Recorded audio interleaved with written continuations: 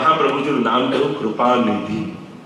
કારણ અનંત દોષોથી ભરેલો આ જીવ કે જે કોઈ સાધન જાણતો નથી, કોઈ ગ્રંથ વેદોને જાણતો નથી, એવા જીવને પણ શ્રી મહાપ્રભુજી પોતાનું સર્વસ્વ એવા ઠાકોરજી જે મોટા મોટા દેવતાઓને પણ દુર્લભ છે એ એની ગોદમાં પધરાવી, એના ઘરે પધરાવી દે. અને કેવી રીતે પધરાવી દે? એને આધીન બનાવીને પધરાવી. પ્રભુ આપણે ત્યાં બિરાજે તો છે, પણ આધીન થઈને બિરાજે છે.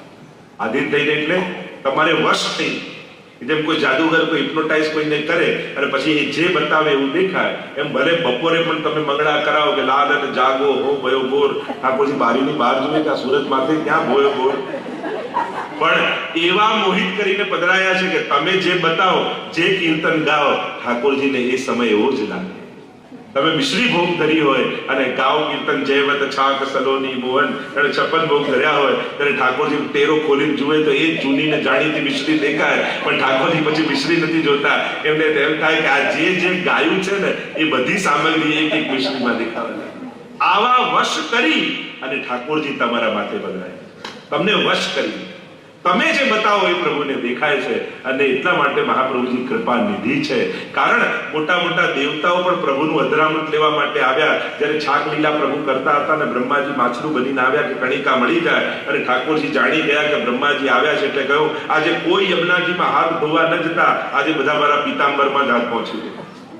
અને એક અધરામૃતની કણિકા ન મળી, એને એ કણિકા રોજ આ વૈષ્ણવોને ઠાકોરજીને મિશ્રી ભોગ ધરીને રોજ એ અધરામૃત તમને મળે છે. તો આવી મોટી કૃપા કરનારા મહાપ્રભુજી કૃપાના સાગર નહીં તો બીજું. એટલે તો અમારા રસખાનજી કહે કે ઠાકોરજી જ્યારે માખણનો લોંદો હાથમાં લઈ રોટી ઉપર માખણ મૂક્યું, યશોદાજીએ હાથમાં લીધું લાલને અને નંદાલયના આંગણામાં ચાલી રહ્યા છે, એટલામાં ઝાડ ઉપર કાગડો બેઠો હતો, ઉડતો ઉડતો આવ્યો, ઠાકોરજીના હાથમાંથી માખણ રોટી લઈ ગયો. ત્યારે રસખાનજીએ કહ્યું કાગ કે ભાગ કહા કહીએ, હરી હાથ સો લે ગયો માખણ રોટી. કે જે દેવતાઓને અધરામૃત નથી મળતું એ કાગડો લઈ ગયો, તો એનાથી આનું મોટું સૌભાગ્ય બીજા કોનું હોય કાગડાથી વધારે? કે એને સહજમાં પ્રભુએ કૃપા કરી. અને કૃપા એને જ કહેવાય જે સહજ થાય, જે અકારણ થાય, જેનું કોઈ કારણ ન હોય, એનું નામ કૃપા. જીવને ખબર ન પડે કે મેં એવું શું કર્યું હતું કે ઠાકોરજી મને આવું કરી આપ્યું, એને સમજમાં ના આવે કે આટલી કૃપા પ્રભુએ કેમ કરી. જ્યારે જીવ ગોતવા જાય તો એ કારણ ન મળે, અને એને કહેવાય કૃપા. તો મહાપ્રભુજી કૃપાના નિધિ છે, કૃપાના સાગર છે. એમ કહી આગળ કહેતા શ્રી ગુસાઈજી પ્રભુચરણ 5મું નામ આપે છે દૈવોદ્ધાર પ્રયતાત્મને નમઃ. દૈવોદ્ધાર પ્રયતાત્મને નમઃ. દૈવોદ્ધાર પ્રયતાત્મને નમઃ. વલ્લભાધીશ કી. દૈવી જીવોના ઉદ્ધાર માટે જે સતત પ્રયત્નશીલ અંતઃકરણ જેમનું છે એવા શ્રી મહાપ્રભુજી ભૂતલ પર શેના માટે પધાર્યા છે? તો કે દૈવી જીવોના ઉદ્ધાર માટે. આ દૈવી જીવો જે લીલાના જીવો છે એ લીલાથી વિકુટા પડી ભૂતલ પર આવ્યા છે. અને આ સુરી સો મિલી રહત સદાઈ, ભિન્ન હોય સો કોણ ઉપાય. કયું મૂળ પુરુષમાં પણ વર્ણન આવે છે કે જ્યારે આ દૈવી જીવો ભૂતલ પર આવ્યા પણ સંસારીઓની વચ્ચે રહેતા રહેતા પોતાનું મૂળ સ્વરૂપ ભૂલી ગયા. અરે હું કોણ છું, મારું શું સ્વરૂપ છે, અને હું શેના માટે ભૂતલ પર છું, પોતાનું નિજ કર્તવ્ય ભૂલ્યા છે. અને ત્યારે મહાન પ્રભુજીને ચિંતા થઈ કે આ દૈવી જીવો આસુરીઓની સાથે રહી પોતાને સંસારી માનવા લાગ્યા છે, તો એમને એમનું દૈવત્વ કેમ યાદ અપાવે. જેમ એક સિંહનું બચ્ચું પોતાનો રસ્તો ભૂલીને ઘેટાના ટોળામાં જતું રહ્યું, ઘેટાની જેમ રહેવા લાગ્યું, એવો અવાજ કરવા લાગ્યું અને પોતાનું સ્વરૂપ ભૂલી ગયું. ત્યારે એકવાર જળ પીવા માટે બધા ભેગા થયા હતા અને સિંહની ત્રાડ સંભળાઈ અને સિંહે ત્રાડ કરી, બધા ભાગ્યા તો સિંહનું બચ્ચું ભાગ્યું. ત્યારે સિંહને થયું કે બધા ભાગે તો સમજાય, પણ આ સિંહનું બચ્ચું છે, આ કેમ ભાગે? દોડતા દોડતા સિંહે પકડ્યું અને પેલું સિંહનું બચ્ચું ડરવા લાગ્યું, પોતાને ઘેટું માનવા લાગ્યું હતું ઘેટાની વચ્ચે રહી, મને મારતા નહીં, મને ખાતા નહીં. સિંહ કહે તું સિંહનું બચ્ચું છે, અને ઘેટાની જેમ અવાજ કરવા લાગ્યું. સિંહને થયું કે આને દુસ્સંગ લાગ્યો છે, પકડીને લઈ ગયો સિંહ સરોવરના કિનારે અને કહ્યું કે તારું મુખ જો પાણી, અને મારું મુખ જો. અને જ્યારે સિંહ બધા બચ્ચાએ પોતાનું મુખ જોયું તો સિંહ જેવું લાગ્યું અને કહ્યું કે જો મારી જેમ અવાજ કર. અને સિંહે ધાડ લગાવી અને આ સિંહના બચ્ચાએ કોશિશ કરી તો સિંહ જેવો અવાજ નીકળ્યો, અને ત્યારે સિંહના બચ્ચાને સમજાવ્યું, તું ઘેટું નથી, તું તો જંગલ પર રાજ કરવા માટે પેદા થયો છું, તું ટોળામાં રહેવા માટે પેદા નથી થયો. એમ જ શ્રી મહાપ્રભુજી આપણા જેવા જીવો જ્યારે સંસારમાં ફસાયા અને ઘેટાની જેમ રહેવા લાગ્યા, ત્યારે આપણને બ્રહ્મ સંબંધ આપી, ભગવત સેવા આપી, અને સત્સંગના સરોવરમાં આપણું મુખ બતાવીને કહ્યું, તું ઘેટાનું બચ્ચું નથી, તું સિંહનું બચ્ચું છું, તું તો ઠાકોરજીનો પરમ પ્રિય દૈવી જીવ છું, અને તું ભગવત સેવા કરવા માટે જન્મ તારો થયો છે. તું વિશેષ પ્રયોજન સાથે તું આવ્યો છું, તું ભગવાનની ભક્તિ કરવા માટે ભૂતલ પર આવ્યો છું, અને પોતાના નિજ કર્તવ્યનું આપણને ભાન કરાવ્યું છે. તો આમ દૈવી જીવોના ઉદ્ધાર માટે સતત પ્રયત્નશીલ મહાપ્રભુજી કોઈ હવેલી બાંધી એક જ જગ્યાએ બિરાજી નથી રહ્યા કે જે દૈવી જીવ હશે આવશે મારી જોડે. મહાપ્રભુજી તો પ્રણ લીધું છે એમના ઉદ્ધારનો, એટલે એક દૈવી જીવ પણ જ્યાં રહેતો હોય, ખુલ્લા ચરણારવિંદથી તાળ, તડકો, વરસાદ બધું સહન કરી અને મહાપ્રભુજી ચાલતા ચાલતા 3 વાર ભારત વર્ષની પરિક્રમા કરી છે. એક ઝૂંપડામાં રહેનારો સાધારણ દૈવી જીવ હોય ત્યાં સુધી મહાપ્રભુજી પહોંચ્યા છે અને જીવને બ્રહ્મ સંબંધ આપી એનો ઉદ્ધાર કર્યો. આવો પરિશ્રમ આપણા આચાર્યોએ કર્યો, અને આજે આવો પરિશ્રમ કરનારા મહાપ્રભુજીનો ઉત્સવ હોય ત્યારે થોડીક 10 મિનિટ ગાડી ચલાવીને અહીંયા ઉત્સવમાં આવવાનું હોય તોય આપણે આળસ કરી જઈએ, પણ જે મહાપ્રભુજી આપણા માટે શ્રમ કર્યો છે એને યાદ નથી કરતા. ખરેખર મહાપ્રભુજીના પ્રાગટ્યનો દિવસ એમણે આપણા માટે કરેલા શ્રમને યાદ કરવાનો દિવસ, કે એમણે દૈવી જીવોના ઉદ્ધાર માટે મહાપ્રભુજી કેવો પરિશ્રમ કર્યો. એ પણ જો આમ ઘરમાં બિરાજ્યા હોત તો આપણે ક્યાં ભટકતા હોત? આજે આપણે બધા પણ સંસારના ચક્રમાં આ રીતે જ ફરતા હોત. પણ મહાપ્રભુજી આપણા માટે શ્રમ કર્યો છે, એટલે જ્યારે મહાપ્રભુજીનો ઉત્સવ આવે ત્યારે તો કમથી કમ દરેકે સંકલ્પ કરવો કે પરિવાર સાથે સહપરિવાર મહાપ્રભુજીના ઉત્સવમાં આવીને એમને વંદન કરવા જોઈએ. આપણા માથે એટલું ઋણ છે, આ ગુરુનું ઋણ છે આપણા માથે. કેટલો શ્રમ આપે લીધો છે, અને કેવા કેવા પ્રસંગો આપણે જોઈએ આપણા જીવનકાળ દરમિયાન. અને કોઈ મોટી આયુ નથી, 11 વર્ષની આયુથી શ્રી મહાપ્રભુજી પૃથ્વી પ્રદક્ષિણા કરે. તો દૈવી જીવોના ઉદ્ધાર માટે મહાપ્રભુજી સતત પ્રયત્નશીલ છે. એવા શ્રી મહાપ્રભુજીને વંદન કરીએ અને આગળ કહેતા ગુસાઈજી પ્રભુચરણ કહે, સ્મૃતિ માત્રાર્તિનાશનાય નમઃ, સ્મૃતિ માત્રાર્તિનાશનાય નમઃ, સ્મૃતિ માત્રાર્તિનાશનાય નમઃ. સ્મરણ માત્રથી ભક્તોની આરતી, ભક્તોના દુઃખને દૂર કરવા વાળા શ્રી મહાપ્રભુજી.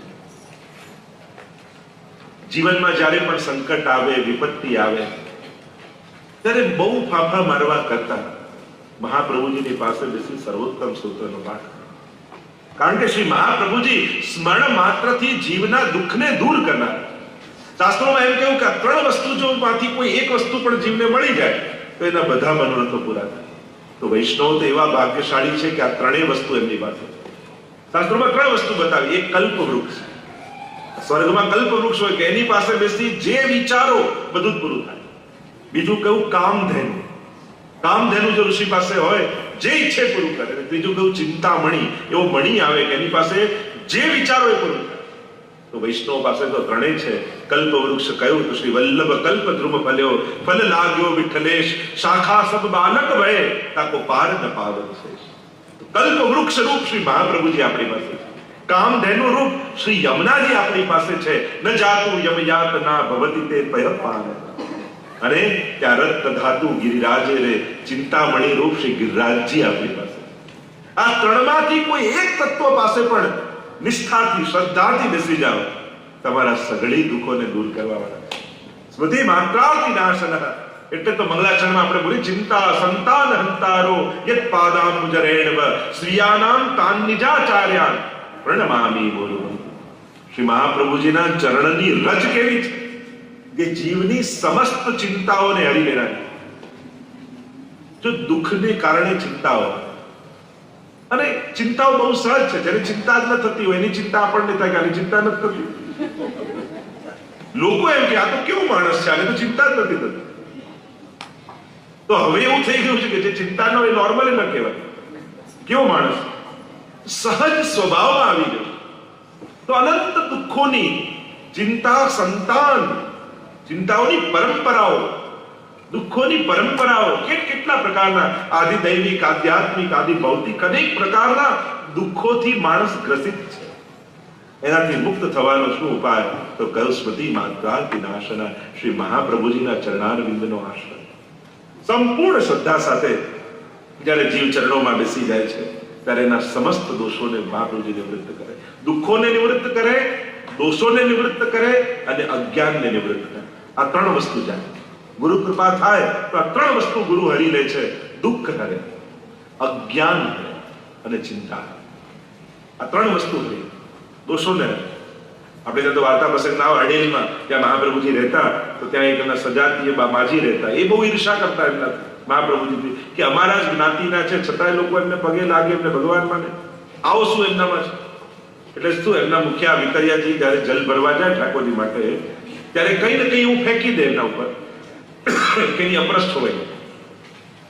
એકાદશીનો દિવસ હતો, જલ ભરવા માટે જલગરિયા જતા હતા.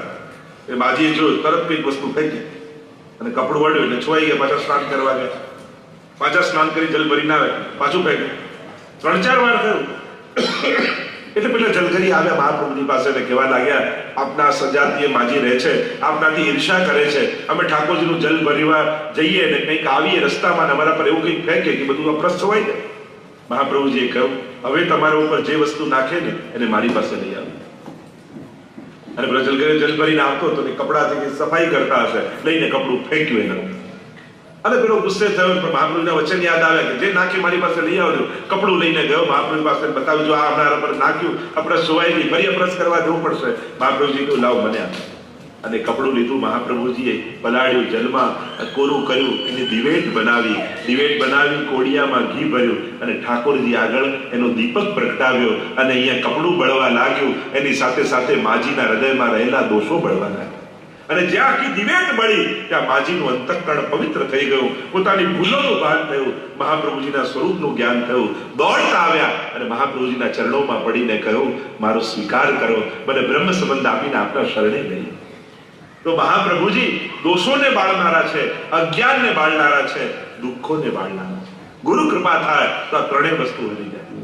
અનેક પ્રસંગો આપણે વાર્તા સાહિત્યમાં પણ જોઈએ, કેવા દુઃખ લઈને જીવો શરણે આવ્યા અને મહાપ્રભુજીની કૃપાથી સમસ્ત દુઃખોથી નિવૃત્ત થયા. આમ ભક્તોની આરતીને હરનારા શ્રી મહાપ્રભુજી છે. અને એવા શ્રી મહાપ્રભુજીને આપણે વંદન કરીએ. શ્રી વલ્લભાધીશ કી. આગળ નામ આપતા શ્રી ગુસાઈજી પ્રભુ ચરણ કહે, શ્રી ભાગવત ગૂઢાર્થ પ્રકાશન પરાયણાય નમઃ.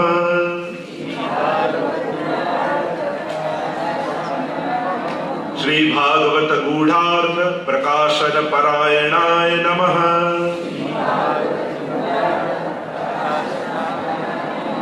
શ્રી ભાગવત ગૂઢાર્થ પ્રકાશન પરાયણાય નમઃ.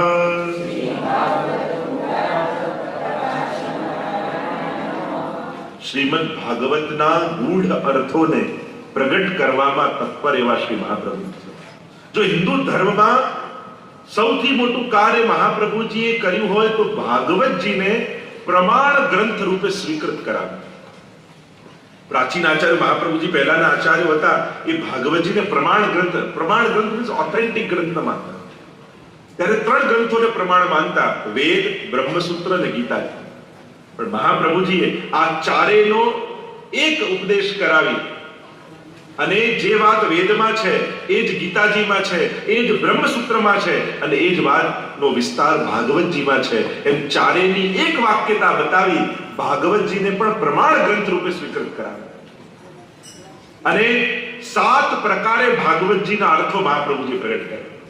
આજે દુનિયાભરમાં જ્યાં પણ ભાગવત કથા થાય, ભલે કોઈ નામ લે કે ન લે, પણ મહાપ્રભુજીએ બતાવેલા અર્થો વગર ભાગવત કથા થઈ ન શકે.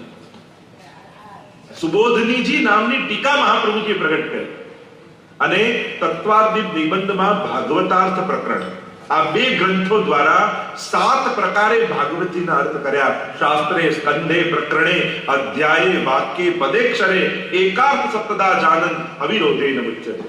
7 પ્રકારે અર્થો ભાગવતજીના બતાવ્યા. શાસ્ત્રે, સ્કંધે, પ્રકરણે, અધ્યાયે, વાક્યે, પદે અને અક્ષરે એક અક્ષરના અર્થ કર્યા. જે સુબોધિની ટીકા નામની પ્રસિદ્ધ છે. ભાગવતજી પર મહાપ્રભુજીની સુબોધિની ટીકા છે. અને આમ ભાગવતજીના અદ્ભુત અર્થો બતાવ્યા. કારણ કે જેટલા વિદ્વાનો થયા એ બધાએ પોતાના મતિ પ્રમાણે અર્થ કર્યા. મહાપ્રભુજીની વિશેષતા શું છે કે અન્ય જેટલા જેટલા દુનિયાના મહાન મહાન બુદ્ધિમાન લોકો થયા, વિદ્વાનો થયા, આચાર્યો થયા, બધાએ પોતાની બુદ્ધિ પ્રમાણે અદ્ભુત અર્થો કર્યા, પણ મહાપ્રભુજીએ એ અર્થ બતાવ્યો જે સુખદેવજી કહેવા માંગે છે. ગ્રંથના કર્તા જે કહેવા માંગે છે એ અર્થો મહાપ્રભુજીએ પ્રગટ કર્યા. અને એટલા માટે મહાપ્રભુજીને ટીકા શિરમોર માનવામાં આવે કે જે સુખદેવજી કહેવા માંગે છે એ અર્થોને પ્રકાશિત મહાપ્રભુજી કરે છે. અને આમ ભાગવતના ગૂઢ અર્થોને પ્રગટ કરનારા, કારણ કે જે રીતે દશમસ્કંદ આદિ પર સુબોધની ટીકા છે, ક્યાંય તમને એવા અર્થો ન મળે. અદ્ભુત અર્થો કરે છે. વેણુ ગીત, યુગલ ગીત, ભ્રમર ગીત, વેણુ ગીત પુન યુગલ ગીત કી રસબર કા બરખાઈ પ્રગટ ભય મારે રીત દિખાઈ. સ્વયં મહાપ્રભુજી વ્યાસાશ્રમ જ્યારે પધાર્યા અને ત્યાં વ્યાસજી સાથે યુગલ ગીતના 1.5 શ્લોક ઉપર મહાપ્રભુજીની 3 દિવસ ચર્ચા થઈ. મહાપ્રભુજી સ્વયં નૈમિષારણ્ય પધાર્યા ત્યારે 88,000 ઋષિઓ ત્યાં પધાર્યા. આમ ભાગવતના અર્થોને અદ્ભુત રીતે પ્રગટ કર્યા. પદ્મનાભદાસજીની વાર્તામાં આવે છે 84 વૈષ્ણવમાં જ્યારે પોતે કથાકાર હતા અને કથા કહેતા હતા, મહાપ્રભુજી ત્યાં પધાર્યા ચાલતા ચાલતા અને કહ્યું કે આ શ્લોક પર હજી કહો. પદ્મનાભદાસજી હજી થોડું વર્ણન કર્યું. મહાપ્રભુજી કહે હજી કહો આ શ્લોક ઉપર. 3 વાર આમ કર્યું ત્યારે પદ્મનાભદાસજીએ કહ્યું કે જે સુખદેવજીએ કહ્યું એ બધું મેં કહી દીધું, હવે કંઈ આગળ હોય તો આપ અહીંયા બિરાજો ને કહો. અને ત્યારે સ્વયં મહાપ્રભુજી વ્યાસપીઠ પર બિરાજમાન થયા અને અનેક સમય સુધી એ શ્લોક પર ચર્ચા કરી. અને ત્યારે કથા પૂરી થઈ ત્યારે પદ્મનાભદાસજીને પૂછ્યું કે આ બધું ક્યાંથી આવ્યું પદ્મનાભદાસ? ત્યારે પદ્મનાભદાસજી 2 હાથ જોડીને કહ્યું કે જ્યારે પ્રભુ પોતે પોતાની કથા કહેવા બેઠા હોય તો પછી એમાં બાકી શું રહે? આપ તો સ્વયં પ્રભુ રૂપ છો અને જ્યારે આપ પોતાની કથાનું વર્ણન કરો તો પછી અમારા જેવા જીવો એ ક્યાં જાણી શકવાના? આપ જ એનું વર્ણન કરી શકો. તો આમ ભાગવતજીના ગૂઢ અર્થોને પ્રગટ કરવામાં તત્પર એવા શ્રી મહાપ્રભુ. જ્યારે આપના પુત્ર શ્રી ગોપીનાથજી, એટલે કૃષ્ણ નામ સહસ્ત્રસ્ય, આગળ નામ આવશે 1000 નામ કહેવા વાળા, કારણ કે એવો આગ્રહ હતો કે રોજ ભાગવતજીનું આખું પારાયણ કરે પછી જ અન્ન જળ લે, એવો નિયમ ગોપીનાથજી. તો 3 દિવસે પારાયણ પૂરું થયું, શરીર સુકાવા લાગ્યું. 3 દિવસે વારો આવે અન્ન જળ લેવા. મહાપ્રભુજીએ જોયું ને બોલાવ્યા અને કહ્યું, બાબા આપનું શરીર કેમ આમ સુકાય છે? ત્યારે કહ્યું કે ભાગવતજી પારાયણનો નિયમ લીધો છે અને જ્યાં સુધી ભાગવતજીનું સમગ્ર પારાયણ ન કરું ત્યાં સુધી અન્ન જળ ગ્રહણ નહીં કર્યો એવો નિયમ લીધો છે. ત્યારે મહાપ્રભુજી પુરુષોત્તમ સહસ્ત્ર નામ બનાવીને ગોપીનાથજીના અને કહ્યું કે આનો પાઠ કરશો તો આખા ભાગવતજીનું પારાયણ બરાબર થઈ જશે. અને આમ પુરુષોત્તમ સહસ્ત્ર અદ્ભુત છે. પુરુષોત્તમ સહસ્ત્ર નામ એક અધ્યાયની જે લીલાઓ એમાં વર્ણિત કરી એક નામ દ્વારા, અને તમે આખો પાઠ કરો તો આખું ભાગવતજીનું પારાયણ થઈ જાય. તેવા મહાપ્રભુજી ભાગવતજીના ગૂઢ અર્થોને પ્રગટ કરવા વાળા. હવે જ્યારે કોઈ વિદ્વાનો જોડે બેસીએ અને ત્યારે એક શ્લોકો પર સુબોધજીની ચર્ચા થાય, સુબોધજી પણ બહુ અદ્ભુત છે, પણ થોડી વાંચન, એનું જ્ઞાન જોઈએ ત્યારે સુબોધજી સમજમાં આવે કે એક અક્ષરોના જે અર્થો કર્યા છે એ આજ સુધી કોઈ કરી શક્યું નથી. એવા શ્રી મહાપ્રભુજીને વંદન કરીએ. બોલો શ્રી વલ્લભાધીશ કી જય. અને આગળ નામ કહેતા વંદન કરતા શ્રી ગુસાઈજી કહે, સાકાર બ્રહ્મવાદૈક સ્થાપકાય નમઃ.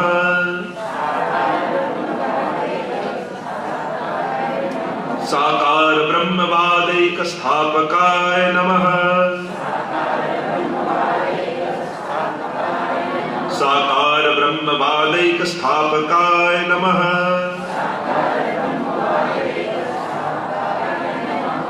સાકાર બ્રહ્મવાદના સ્થાપન કરવા વાળા. જો આપણે ત્યાં માયાવાદ પ્રસિદ્ધ હતો, નિરાકાર બ્રહ્મની ચર્ચાઓ કરવામાં આવતી હતી, પણ મહાપ્રભુજી સાકાર બ્રહ્મવાદના સ્થાપક છે કે અમારા પ્રભુ સાકાર છે. અને એમે દુનિયામાં જ્યાં જ્યાં નિરાકારની ઉપાસના લોકો કરે છે ક્યાંક ને ક્યાંક સાકારનો આશ્રય તો કરે જ છે. કોઈ કે હું જ્યોતિનું ધ્યાન કરું, સાકાર રૂપને ન માનું, તો જ્યોતિ એ ચોરસ કેમ નહીં, આમ જ કેમ જ્યોતિના આકાર? કોઈ પણ આકારનો આશ્રય સાકાર જ છે. નિરાકાર જ્યારે ઉપાસના કરો તો ઇન્દ્રિયો સમાપ્ત થઈ. આપણને અંધારામાં કેમ દેખાતો નથી? કારણ કે એમાં કોઈ આકાર નથી દેખાતો, અને એટલા માટે આંખને દેખાતું નથી. કારણ કે આંખ છે તો આકારનો આશ્રય કરે છે. એને એટલે દુનિયામાં જે નિરાકાર બ્રહ્મની વાત કરનારા છે એમના ધર્મ સ્થાનો ચોક્કસ આકારના કેમ હોય છે? એ પણ સાકારની જ ઉપાસના છે. કોઈ પણ આકારનો આશ્રય એ સાકારનો જ આશ્રય. તમે ભગવાનને આમ ન કરો તો આ આકારનો આશ્રય કરો છો, ત્યારે એના શેપ કેમ જુદા નથી હોતા? કેમ પર્ટિક્યુલર શેપનું જ બનાવવામાં આવે? કારણ કે એ પણ સાકારની ઉપાસના. મહાપ્રભુજી કહે સાકારની વ્યાપકતા નિરાકાર જેવી લાગે છે.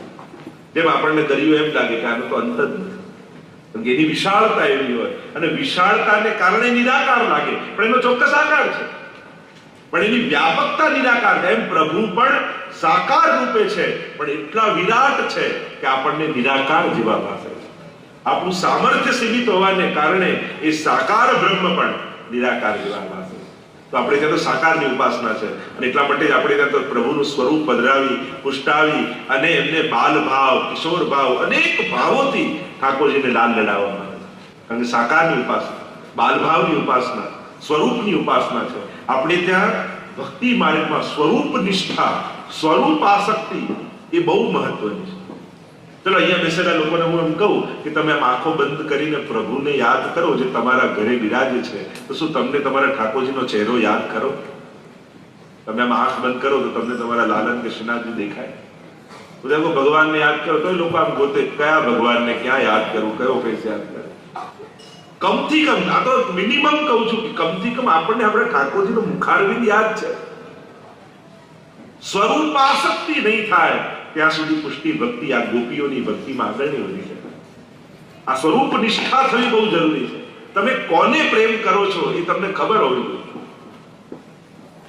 જે ભગવાન હાથમાં આયા ભજવા લાગો એ પ્રેમ નથી. પ્રેમ તો અનન્યતા માંગે. ભક્તા એકાંતિનો મુખ્ય, નારદજી ભક્તિ સૂત્રમાં કહે છે. અને એટલા માટે એ પ્રેમીને ઓળખવું બહુ જરૂરી છે. અને એટલા માટે તમને સ્વરૂપાસક્તિ છે. જો નારદજી તો ભક્તિ સૂત્રમાં 11 પ્રકારની આસક્તિ નારદ ભક્તિ સૂત્રમાં બતાવી છે. એમાં ગુણાસક્તિ, એમાં સ્વરૂપાસક્તિ પણ છે. જો જે ગુણોને જોઈને થાય પ્રેમ, જે પ્રભાવને જોઈને, જે સામર્થ્યને જોઈને જે ભક્તિ થાય એ મર્યાદા ભક્તિ, અને જે સ્વરૂપને જોઈને થાય એ પુષ્ટિ ભક્તિ. પ્રભુ દયાળુ છે, કૃપાળુ છે, સર્વસમર્થ છે, બધાનું પૂરું કરનારા છે, આવું જોઈને જે પ્રેમ કરે ને મર્યાદા ભક્ત. અને જે દિવસે એની કૃપા નહીં દેખાય ને એ દિવસે એના માટે અભાવ આવી જશે. આ બધાનું કરે મારી જોડે શું વાંધો છે? કારણ કે જે દિવસે એનો પ્રભાવનો અહેસાસ નહીં થાય તો અભાવ આવી જશે. પણ અમારા ગોપીઓની ભક્તિ તો સ્વરૂપની ભક્તિ છે કે તું પ્રભુ કઠોર બન, કૃપાળુ બન, અમને તરછોડ, અમને પાડ, અમને ઉઠાડ, જે કંઈ પણ કરે, પણ અમે તો તને ચાહીએ છે, અમે તો તને પ્રેમ કરીએ છે. તું ગમે તેટલો કઠોર થા, પણ અમે તને પ્રેમ કરવાનું નહીં છોડીએ. આ છે સ્વરૂપ આસક્તિ, આ છે સ્વરૂપ નિષ્ઠા, આ છે ગોપીઓની ભક્તિ. કે પેલું કહ્યું પ્રભુએ પરીક્ષા કરી કે કોઈ મારા પેટમાં દુખે છે ને કોઈના ચરણની ધૂળ લઈ આપ. નારદજી બધે ગયા, બધા એમ કે અરે અમને તો નરકમાં જગ્યા ન મળે તો અમારા ચરણની ધૂળ ભગવાન લેતો. અને બધાએ ના પાડી. ત્યારે પ્રભુએ કહ્યું કે હવે ગોપીઓ પાસે જાઓ. ગોપીઓ પાસે આવ્યા ને કહ્યું તમારા ચરણની ધૂળ પ્રભુને લેવી છે. કહ્યું કે ધૂળ શું ટોપલા ભરી ભરીને લઈ જાઓ, ભલે અમને નરકમાં જગ્યા ન મળે, પણ પ્રભુનું દર્દ જતું હોય તો અમે નરકમાં જવા તૈયાર છીએ. આ છે પુષ્ટિ ભક્તિ, આ છે સ્વરૂપની ભક્તિ. એટલે મુખ્ય ભેદ મર્યાદા અને પુષ્ટિનો. જ્યાં પ્રભાવ અને સામર્થ્યને જોઈને પ્રેમ થાય એ મર્યાદા ભક્ત, અને જ્યાં કેવળ સ્વરૂપને જોઈને થાય એ પુષ્ટિ ભક્ત છે. કે તું ગમે તેવો કઠોર થા, પણ અમે તને ચાહવાનું નહીં છોડીએ. જેમ ગોપીઓ પ્રભુને ચાહે છે. મને તો તારી જરૂર છે, મને તારી પાસે કંઈ નથી જોઈતું, મને તો તારી જરૂર છે. હું તને માંગવા આવું છું, તારી પાસે કંઈ માંગવા નથી આવતો. આ પુષ્ટિ ભક્તિ. તો સાકાર બ્રહ્મવાદૈક સ્થાપકાય નમઃ.